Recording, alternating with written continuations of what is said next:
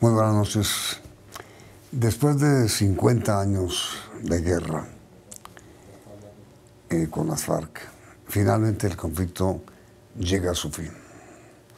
Los puntos finales del acuerdo tienen que ver fundamentalmente con amnistía para guerrilleros, participación en política de los exguerrilleros y reincorporación a la sociedad también de los exmiembros de las FARC.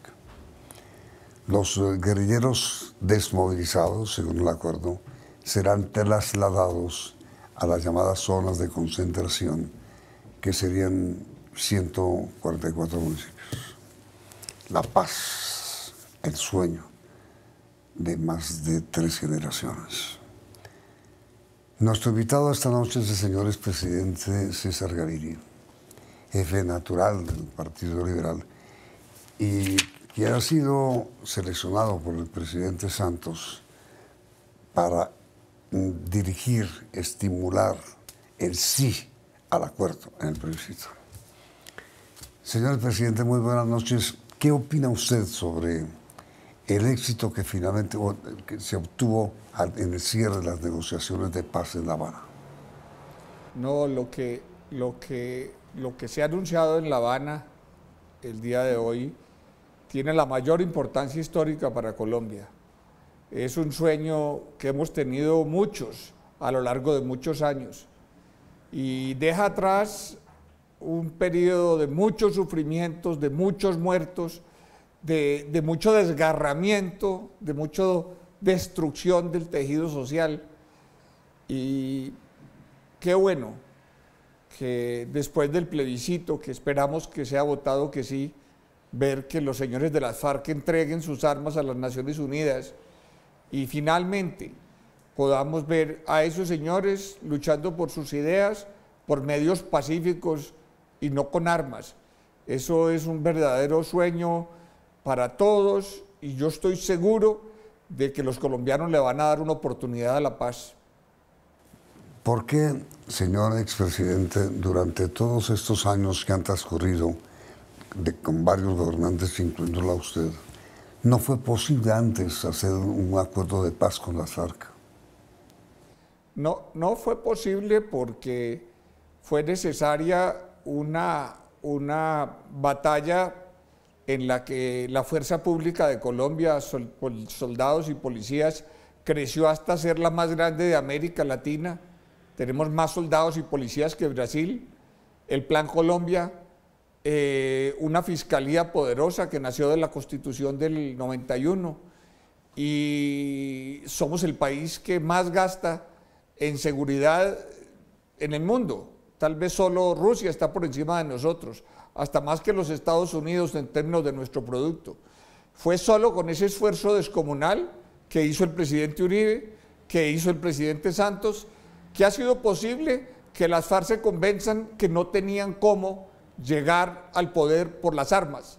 Solo por ese enorme esfuerzo, ese descomunal esfuerzo que ha hecho el país, hemos llegado a este punto. Hemos llegado al punto en que se pudo hacer una negociación muy bien guiada, muy seria, con mucho profesionalismo, 4 años de negociaciones en que el presidente puso todo su capital político al servicio de este acuerdo. Hemos pasado por muchos momentos muy difíciles, pero la conclusión es que llegamos al acuerdo y eso es motivo de alegría, de celebración y de pensar que Colombia va a iniciar una nueva era y va a pasar la página de la guerra con las FARC. Ahora, señor presidente, ¿cómo se explica esto? ¿Usted cómo lo explicaría? Que el mundo entero está celebrando hoy el fin de las conversaciones de paz con las FARC, el fin en el sentido de que se llegó a un acuerdo, el mundo entero. Se sabe que el presidente Santos va a invitar a la ceremonia protocolaria de la firma del acuerdo a personajes que van desde el presidente Obama hasta el secretario Ban Ki-moon de las Naciones Unidas, desde el representante personal del Papa hasta la señora Merkel, canciller de Alemania. Si el mundo entero celebra hoy con alborozo la paz que llega a Colombia, ¿cómo se entiende que aquí estemos divididos? Pues, Yamil, la guerra endurece mucho, y más cuando se siente el país triunfante, porque la verdad es que hubo grandes victorias militares contra las FARC, endurece el alma de la gente, genera desconfianzas, temores, versiones apocalípticas de lo que va a pasar, pero los colombianos le van a dar una oportunidad a la paz. 12 de los 13 partidos políticos de Colombia van a hacer campaña por la paz. Y prácticamente todas las organizaciones sociales van a hacer campaña por la paz. Y así haya un grupo de colombianos respetable que está lleno de temores y que ha sembrado un mundo de versiones que no son ciertas, Colombia va a avanzar. Afuera no entienden mucho porque haya dirigentes en Colombia que se opongan a la paz. La verdad les da mucho trabajo creer, pero es la realidad y la vamos a enfrentar. Presidente, dos cosas. ¿Por qué se puede ahora y antes no se podía creer en las FARC? Bueno, hemos tenido un proceso de negociaciones muy largo. La presión internacional sobre las FARC ha sido descomunal. En Europa ya no hay la más mínima tolerancia hacia movimientos armados. Ellos están sufriendo las consecuencias del terrorismo de movimientos armados. En Estados Unidos mucho menos. Y las FARC estaban llegando a un punto en que se iban a convertir en verdaderos parias en medio de la comunidad internacional, cuando por muchos años gozaron de asilo, de protección, de apoyo de muchos países, sobre todo de países europeos. Pero eso llegó a su fin. O hacen la paz o van a estar sometidos a una condición de estarse escondiendo no sé dónde. Entonces, esa presión internacional, más las derrotas y las victorias militares que ha habido en Colombia, llevaron a las FARC al punto de no retorno. No tenían cómo echarse para atrás. Una decisión sensata era esta, no había otra, no había alternativa. Ahora, señores presidente, ¿cómo puede el país entender que dos hombres que, como usted, ocuparon la presidencia de la República, el presidente Uribe y el presidente Pastrana, estén objetando el acuerdo de paz? No, lo del presidente Pastrana es muy difícil de entender. Ese ejercicio del Caguán fue un ejercicio del que el país tiene muy malos recuerdos y que permitió mucho el fortalecimiento de las FARC, pero es todavía más difícil de entender algunas de las cosas que ha dicho, que aquí hubo un golpe de Estado, que vamos para una tiranía, que el presidente Santos es igual a Maduro, un mundo de cosas que carecen completamente de sentido y de realidad. El presidente Uribe, pues él tiene una autoridad política que cubre a muchos colombianos y él está endurecido por la guerra y él piensa que la única manera de ponerle fin a este conflicto con las FARC es seguir en la guerra y derrotarlos militarmente. Pero eso puede tomar muchos años, puede tomar 20 años, no sabemos cuánto. Además, porque las FARC siguen teniendo acceso a recursos de narcotráfico muy cuantiosos y significativos, a minería ilegal. Esto puede durar mucho tiempo. Y la verdad, si hay una manera de hacer la paz así, negociada, así no sea una paz perfecta, así haya temas que le generen dudas a algunos ciudadanos, hay que darle la oportunidad a la paz, hay que pasar la hoja. Colombia ya tiene que pasar la hoja y pasar a ser un país normal, no un país permanentemente en guerra. Ahora, presidente, si hombres como el presidente Obama de Estados Unidos apoyan a las FARC y han dado esta carta de credibilidad a las FARC, en el sentido de que van a abandonar el narcotráfico y van a abandonar el peaje que cobran por las siembras de coca en Colombia. Si el mismo presidente de los Estados Unidos apoya eso, ¿por qué aquí existen ciertas dudas en el sentido de que unos sectores de las FARC no estarían dispuestos a dejar el narcotráfico? Bueno, porque hay algunas personas que quieren ser más papistas que el Papa. Si los Estados Unidos le va a dar una oportunidad a las FARC, si les va a otorgar algunos beneficios, eventualmente la justicia de Estados Unidos a través del presidente Obama antes de que deje el gobierno, pues es difícil entender que aquí digan, no, pues es que le van a entregar al país al narcotráfico. Ah, pero sí, con el apoyo de Estados Unidos. Da como trabajo creer semejante afirmación tan desproporcionada y absurda. Señor presidente, un minutito, por favor, unos brevísimos mensajes comerciales y ya regresamos con usted.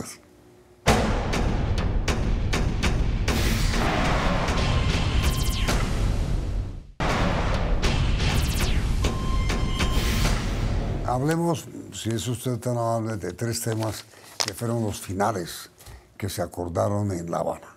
Primero, amnistía para los guerrilleros que no son responsables de masacres ni de crímenes de lesa humanidad. ¿Qué piensa usted sobre la amnistía? No, eso es parte de los manuales de los procesos de paz. El derecho internacional humanitario, los convenios de Ginebra, de los cuales Colombia hace parte, que son parte de nuestra Constitución, dicen que cuando se hace un proceso de paz se debe otorgar la amnistía más amplia posible a los grupos alzados en armas. Esa amnistía está dentro de los convenios internacionales de los que hace parte Colombia, no son algo exótico. Fuera de que en Colombia, y todos lo sabemos, ha habido más de 100 amnistías y más de 50 indultos porque no le hemos pasado desde la independencia en guerras. Y ya se va llegando la hora de ponerle a eso fin. Pero esa amnistía no tiene nada de exótico. Es una amnistía normal dentro de las normas internacionales, dentro de los estándares internacionales, dentro de los convenios de los cuales Colombia hace parte. Es decir, presidente, la amnistía no viola ningún tratado ni la... No, al revés, cumple el tratado, cumple los convenios de Ginebra, los cumple, porque exactamente dicen que se debe otorgar la amnistía más amplia posible. En este caso, pues no incluye los delitos de lesa humanidad ni los crímenes de guerra, pero sí dice que la amnistía debe ser lo más amplia posible. Esto es el cumplimiento de los convenios de Ginebra, no es solo que no estemos violando, es que estamos siguiendo algo que está escrito en la comunidad internacional de cómo se debe conducir un proceso de paz. Y ahora, señor presidente, ¿quién decide, cómo se decide, de acuerdo con el conocimiento que usted tiene del desarrollo del proceso, quiénes van a ser amnistiados y quiénes van a ser juzgados?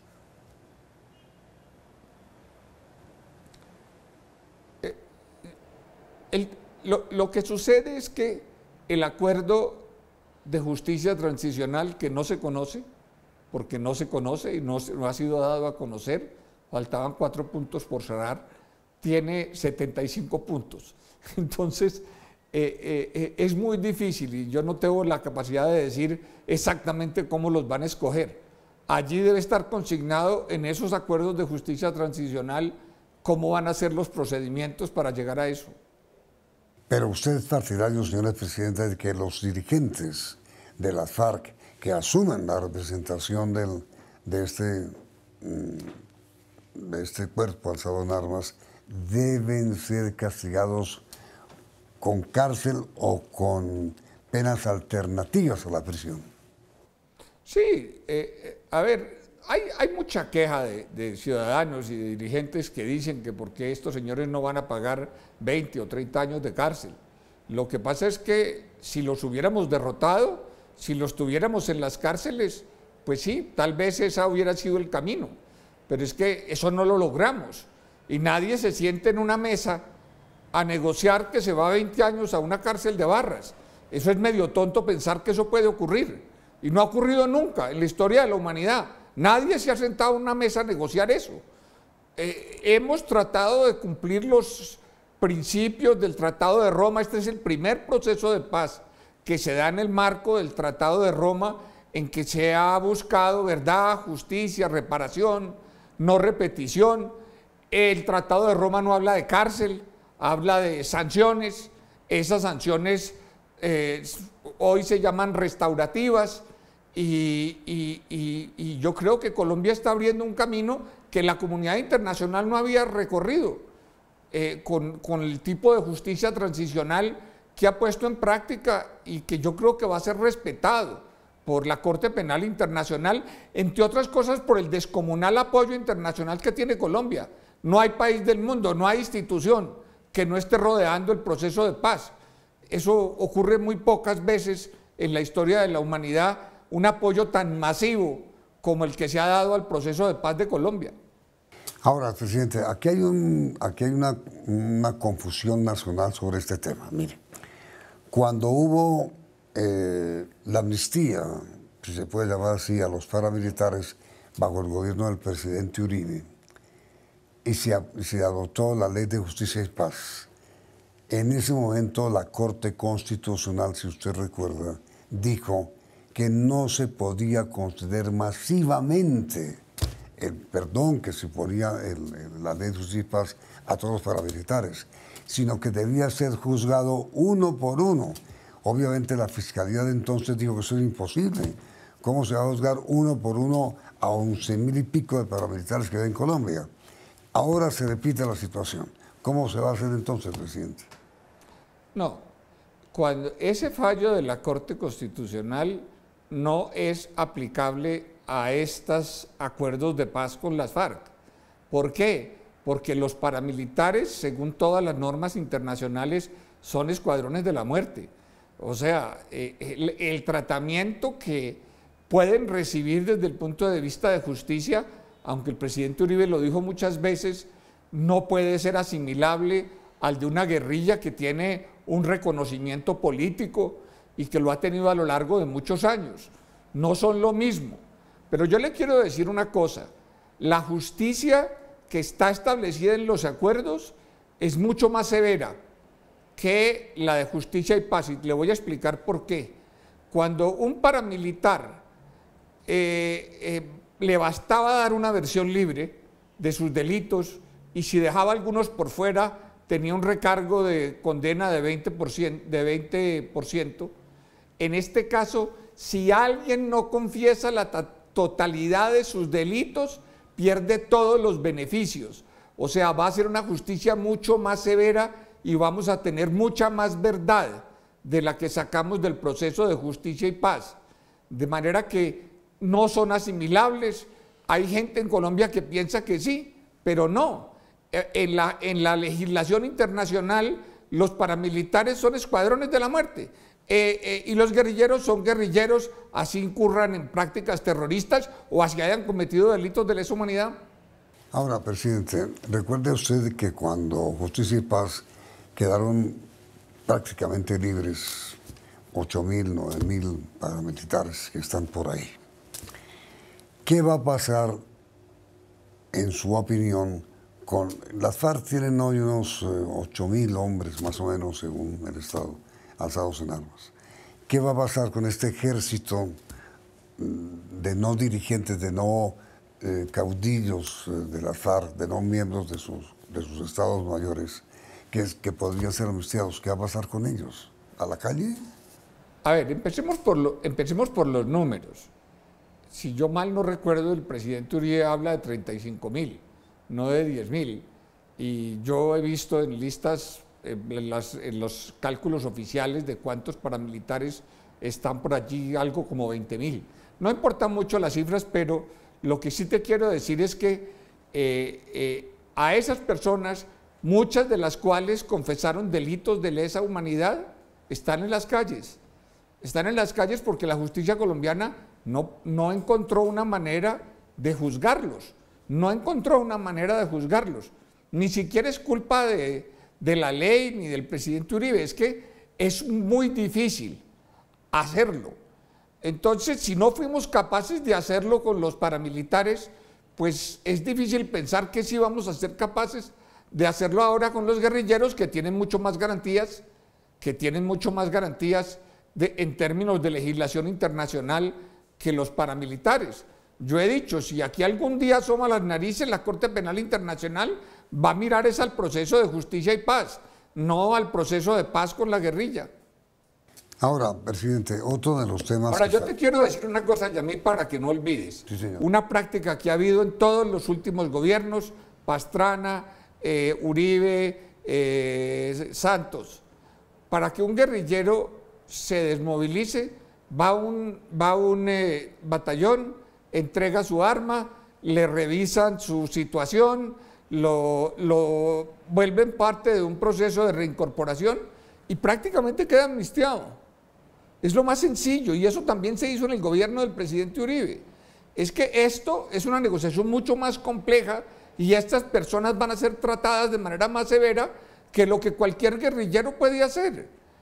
Basta con que se presente a un batallón a entregar su arma y va adquiriendo el derecho de ser amnistiado, salvo que haya cometido delitos graves. Sí.